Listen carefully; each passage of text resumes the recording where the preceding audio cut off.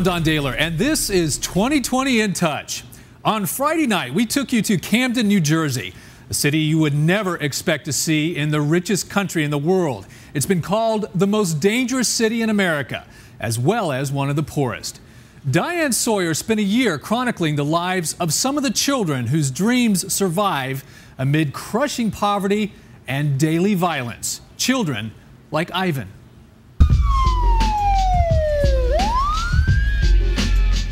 On the corner, you see drug dealers. Somebody just jumped out and started shooting. Camden, New Jersey. The murder rate 7 times the national average.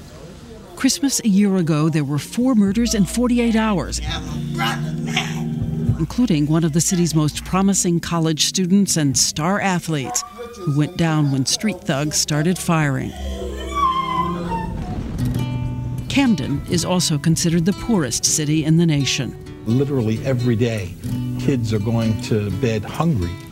The average income for a year, $18,000, less than the price of one motorcycle, $10,000 less than the average cost of a wedding in the rest of America. In Camden, jobs are hard to come by. Manufacturers left decades ago. I'm frustrated because New Jersey is the richest state in the nation, but yet Camden is the poorest. 81-year-old Mayor Gwendolyn Faison. And there's no reason for our children to have to suffer like this.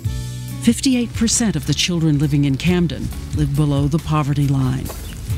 Children like a little 4-year-old boy with big dreams of getting to go to school. All around him on the horizon, abandoned houses, drug dealing, gunshots he hears at night. Sometimes they'll shoot when I sleep. I put the pillow over my head because it'd be too loud. His name is Ivan Stevens. He keeps telling us how much he wants to learn to read. Though he and his family, his mother Precious, his little brother Emir, are homeless. At times they spend whole days outside in the park, dirty, hungry, no place to go. What did they eat today? We ain't eat nothing yet. When we meet Ivan a year ago, the owner of an illegal boarding house is giving them a place to sleep at night, but padlocking the refrigerator to keep them from taking food. All 3 of them have been sleeping in this one chair for 5 months. I go to sleep like this. But Ivan dreams of a solution to their problem. He wants to become Superman. Superhero or somebody let me fly on a back. He has dreams that he wish he can fly to get us a house. When I see a house, then I get it. Superman has also heard of kindergarten, and he's practicing numbers with his little brother. Say 1. Say 2. See? Say 3. Ivan's mother is 25, and long ago it seems she was caught in an undertow. She struggles to read herself. She has little training for any job, and her mother, Ivan's grandmother, Wanda, uses crack. If I go buy a bag of crack and I can't buy a loaf of bread and the kids looking in my face, I feel guilty. My mom, she has a temper problem. I can't do it no more. I am 44 years old and I got 9 kids. I need a life too. I need a life too. The Bible. Ivan tries to console his grandmother by getting her Bible. After he, his brother, and mother are turned out of that boarding house, they sometimes spend the night with Wanda, sneaking into the one room belonging to her boyfriend. Precious could qualify for subsidized housing, but only if she shows progress in searching for a job. She says without a home, she just can't get a grip on moving forward. Every day, she comes in here prepared to look for a job. Thank you. Just keep me in prayer. Even with no home, the family never misses church. Their pastor, Reverend David King of Community Baptist, decides he'll help them find a place to live. This is huge. It looks promising. A friend of the pastor offers an interim place for what they can scrape together. We got to make it nice and clean and safe and warm. Ivan signals us he's too excited even to speak. He sings a hymn for the preacher. Let's go down by the river. Let's go down by the river. 3 days later, the friend decides it's just too risky and pulls back. My heart is going to be sad. I want my own room. And I'm never going to get it. So Reverend King sets out again, and this time thinks he has a small apartment for Ivan's family. Someone even left lacy curtains in the window. I like it, and it's beautiful, and it's got pretty curtains. I just say, Mommy, try to keep this house. They search for someone to help them, just a few $100s, but the church is poor. No money can be found. The apartment falls through. So last June, Reverend King personally pays $50 a week to bring the family off the streets and into one room with one bare bulb. Ivan, who always hoped for a home by the time he goes to school, is thrilled. I love it, and I'm proud, and I thank you, Lord, and for giving us a place. But a month later, they're turned out and have to move in with relatives, 5 in one room on one of the most dangerous blocks in Camden. Soon after they arrive, one person is shot and killed, 5 are wounded right around the corner. But by now it is September and Ivan's first day of kindergarten. He is sleepy, his school clothes all laid out on the bed. No breakfast in their home, just a quick shower and a communal bathroom. His one school uniform, many sizes too big. I'm going to put a big smile on my face. I want to go to school so bad. I want to read.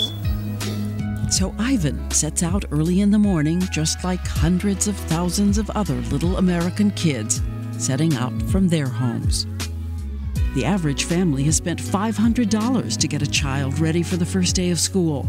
The kids have been read to 1,700 hours. But Ivan can only wish for books in his life. On the way to school, he gets scared the other kids might be mean to him. It's all right. You can be scared. But you're going to be a big boy, okay? I'm not going to never leave you nowhere that you're not welcome. I just want Hi, who do we have here? Tell her your name. Tell her your name. Tell her your You name. look like a kindergartner. Everybody, this is Ivan. Everybody say good morning to Ivan. He has never been in a classroom before, and he's hungry. we're going to eat. Time to say goodbye to his little brother. The school administrator sits down with the new little kid who's so afraid. You know your 3s? There are 3 wheels on a tricycle. Show me them. 1, 2, 3. Very good. Very good. Ivan proudly knows his 3s, but he's stumped when asked how many meals you're supposed to eat a day. When do we eat? In the daytime. Morning. What's the next time? We eat collard green. Lunch. Lunch. And then what do we eat before we go to bed?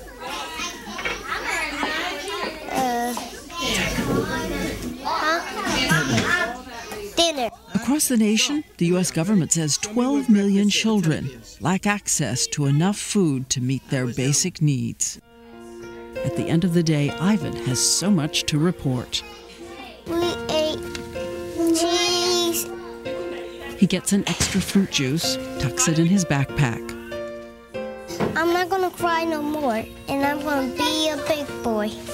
And bravely, like Superman, heads back to his temporary home. Well, it's no surprise. This was an hour that struck a deep chord in our viewers. Many said they were riding through tears, like this viewer. I have never sobbed like this in my whole life. I will go to bed praying for all these families and do what I can in the future. Some wanted charity to begin at home. Kudos to you for recognizing a growing epidemic in this country. Seems everyone is always worrying about everyone else all over the world and not worrying about our own backyard. Some of you were tough on the parents of these children, like this viewer who once depended on welfare. I got out of assistance because I wanted to. You can buy good food if you use your head. And this critic. Parents that don't even try to give their children the basic needs don't need to be parents. The adults do have resources if they have the desire. Another viewer also blames the parents, but adds, we cannot judge them because we have not walked the paths they have walked. And we heard this from a young viewer who grew up in Camden and who, despite the odds, recently graduated from medical school. I am so proud to say that I am a physician who comes from the city of Camden. I look forward to the day when I can serve my city and watch it be restored. Finally, some viewers thought ABC News should have intervened and changed the lives of these children. But if we did that, we would not be bringing you the truth about what happens when journalists are not there. So our hope was and is that by spotlighting the problem, all of us can join together for more permanent solutions, not just for Camden, New Jersey, but for all the Camdens in this country. And here's a first step. If you go to 2020's webpage at abcnews.com, we've listed charities that are hard at work in Camden and could use your support. Or check out your own backyard and see if there's someone there who desperately needs your help. If you'd like to weigh in, email us or record your comments on a video cell phone or webcam and send them to us here at abcnews.com. We'll feature some of you on our 2020 In Touch webcast. I'm Don Dahler. We're in touch, so you be in touch.